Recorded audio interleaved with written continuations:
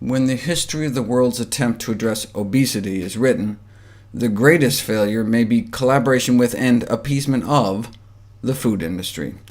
For instance, Yum Brands, who owns Kentucky Fried Chicken, linked up with a leading U.S. breast cancer charity to sell pink buckets of fried chicken.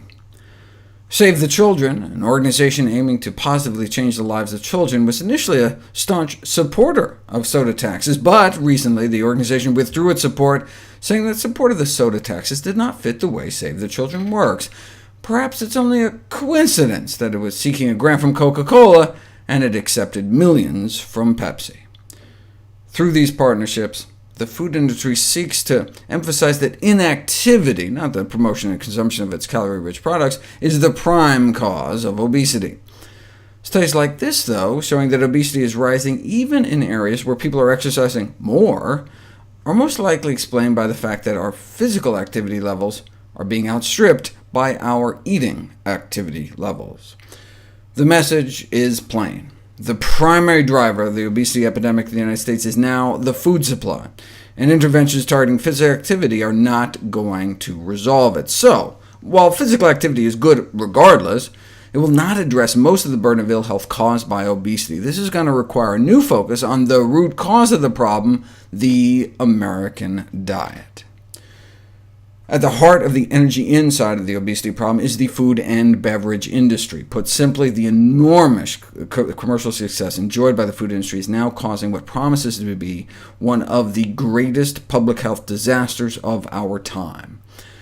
As fast as we can rid the world of the microbial causes of pestilence and famine, they are replaced by new vectors of disease in the form of transnational food corporations that market salt, fat, sugar, and calories in unprecedented quantities.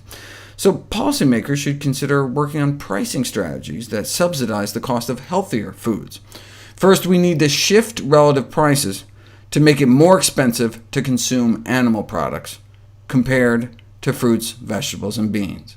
Second, we need to increase demand for plant foods, which is not as easy given the hundreds of billions of dollars in annual subsidies our taxpayer dollars going to make animal products artificially cheap. The food industry will rail against the nanny state and fight tooth and nail for its right to market a range of options to responsible individuals able to make choices for themselves. It's the American way. For context, though, these arguments are no different to those used by the tobacco industry, which also markets habituating unhealthy products in pursuit of profit.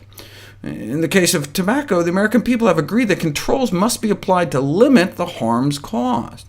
Poor diet is now responsible for an even greater burden of disease than tobacco, and food industries must be controlled in the same way if the harms are to be reduced.